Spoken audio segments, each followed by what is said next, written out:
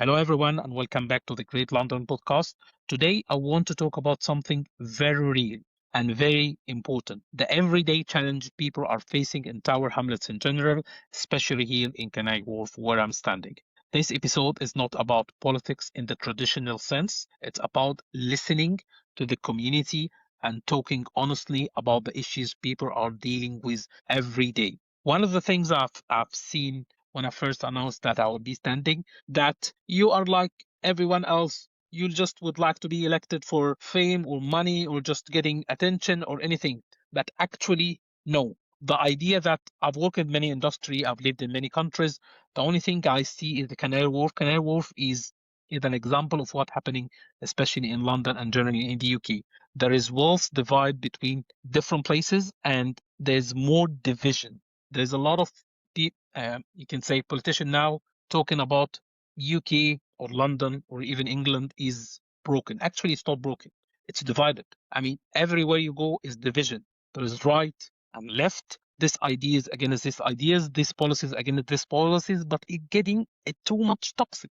I mean, it's getting too much toxicity, and no one actually thinking about the everyday problems everyone face. So this episode is not about politics in the traditional sense. It's about listening to the community. Because when we talk about local government, the most important question is simple. What problems do residents actually face? What things affecting your daily life that you would like to see change? And how local government can help you fix this. Over the past months, and speaking with people who live and work, especially in Canary Wharf and across Tower Hamlets, because there is many individuals doesn't live in Canary Wharf because it's a very small ward, but they are actually in the other parts of Tower Hamlets. So you can say many individuals use power at Canary Wharf as their work path. So they commute wherever they're in Newham, other London boroughs, and they spend. I've met people coming from Luton. They work in Canary Wharf and they commute each day from Luton to Canary Wharf. So let's talk about them. First, housing and affordability. Tower Hamlets have seen huge development over the last 20 years. New towers, luxury apartments, and model building have changed the skyline. But many residents still struggle with housing affordability. Young professionals, families, and long-time residents often feel priced out of their own neighborhood. That's one thing. There's a lot of things happening in the development of new laws and regulation to protect tenants, to protect to not eliminate but make it much more harder for very short term like Airbnbs and other platforms to gain more. So it's much better to rent to long term instead of short term. One other things, young professional families and long-time residents often feel priced out of their neighborhood. Development should not only focus on luxury properties, there's nothing wrong with having luxury properties, but also it include housing that local residents can afford. They can feel that they belong to this place. They feel that they have a connection to the community. Second, the balance, I will say this again and again and again, the balance between businesses and community. Canary Wharf is one of the most important financial districts. Thousands of people come here every day to work in finance, technology, consulting, and international business. But Canary Wharf is also become a residential community. After the pandemic, there is many individuals decided to see, oh, that's a place I can actually live on. It's not just office, it's not just tower of blocks. There is a lot of residential community. This kind of communities is creating, I call it the new Dubai, the new New York, the new Manhattan of London. It's not just about luxury apartment, but it's getting people together. Some individuals leaving Canary Wharf, they come from all back, even 200 and, plus countries, different backgrounds, different ethnicity, different things, and they live in one closed community together. This is one example that we can give to other places, just in London and other the UK, that people actually can live together as long as they understand and they have the common sense together. That means we need to have the right between business growth and quality of life of residents, better public places, more community facilities. more services from family and local residents. Number three is local infrastructure. As the population grows, infrastructure must grow. Everyone is blaming people who come from overseas. I'm an immigrant myself. I'm a proud immigrant. But the idea is that if you are always blaming someone who are the problem of the local infrastructure, no, the local infrastructure need to be updated. Look, for example, to London. When you have heard about something that have been actually done during the last 5 to 10 years, where is the new airport? Where is the new infrastructure? Where is the new Canary Wharf? I mean, have you ever think that London need another two or three, at least Canary Wharf, so we can sustain and grow and take it to the next step? Unfortunately, no. We are just keeping blaming each other and forget about the main things. Transported connections, all healthcare services, and public spaces must keep up with the number of people they living in the area. Planning decisions should always consider the long-term impact on the community. Number four, safety and public environment. Many residents tell me they want cleaner street, safer public areas, and better management in public spaces. And they would like to strike the balance. A strong community environment makes people feel proud of where they live. And that should always be the priority. Fifth, communication between council and the community. That's the bread and butter. I've worked before in customer service, dealing with angry customers, or I call them now residents or whatever. You have to understand how actually the problem is affecting you and put yourself on the shoes of the resident and then try to solve it for yourself. So it should be win-win situation. Local government should be more open, transparent, and accessible.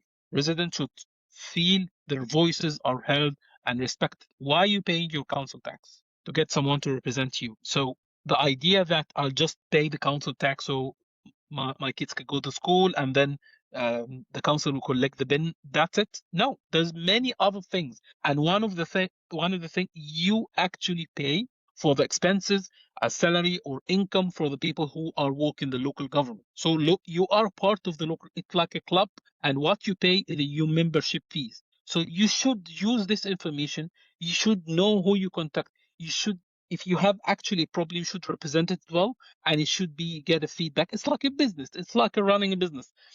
One of the things I've seen that we should run council like businesses. It's not the idea that okay, it could be non for profit, but at least should be run with people who understand business, people who understand profit and loss.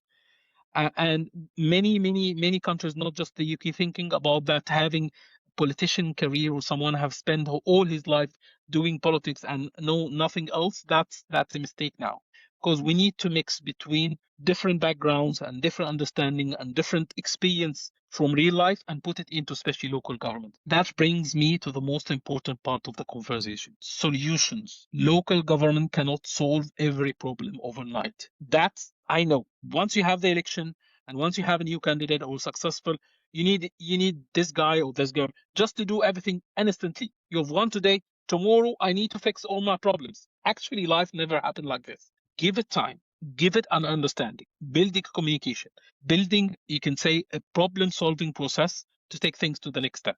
But it can be do three very important things: listen, communicate clearly, and plan for the long term. As you think that you'll be heard and you will be communicated properly, things will be taken to the next step. As someone running for council in Canary Wharf Ward, my approach is simple. First, open communication. Residents should always know how to reach their councillor and feel comfortable raising concerns. Second, practical problem solving. Local issues often need practical solution, not complicated politics. I'm here. This is the website for the council. Everyone knows about it. One of the things is that strike me is that there's there's no contact us. I mean, how can I contact these guys?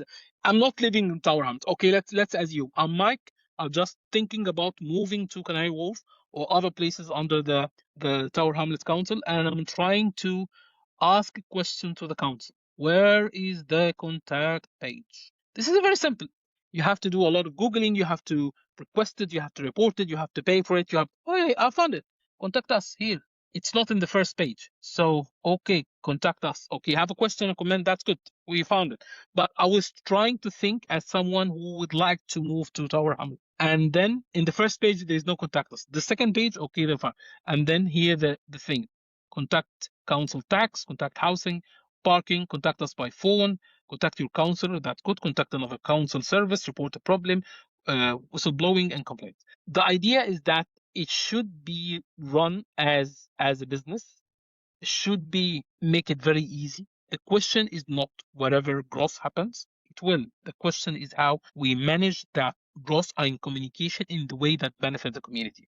Because the goal of local government should always be simple, to improve the quality of the people who live there. You vote for someone who should represent you, easy to be communicate, easy to get in touch, have an understanding with them, and then solve the problem together. That's it. Some problems will not be able to be solved. Let's be clear. I will not be able to solve everything, but at least you have a communication. I'll not be able to do this now. It's in the plan. Maybe in the future. Sorry, I'll not be able to help you extra with this. It's very simple. It's like a business. If you request a service from business, you have mainly three reply. We can do it in the spot. We can do it later. Sorry, we'll not be able to help you. Very simple. Because to improve the quality of life who live there, the podcast is not just about sharing ideas, it's about listening. That's why I asked every one of you, wherever you live in Canary Wharf or Tower Hamlets or anywhere in the UK, even overseas, what's the problem you'll face? What kind you expect from the local government? What's the biggest issue you see in the community? What's need to be improved? And how we can work together to make our neighborhood better. Because strong communities are built through conversation and participation. Thank you for listening for the Great London podcast. I'm looking forward to continue the discussion in the next episode. Stay great, my friends, and I appreciate your support. The more you share the video, the more we get comments, the more we increase it. It's not about politics. It's not about who you will vote for. This is about everyone who live in the UK in general and London, and especially in Canary Wharf. Stay great, my friends, and let's keep in touch always. Bye bye.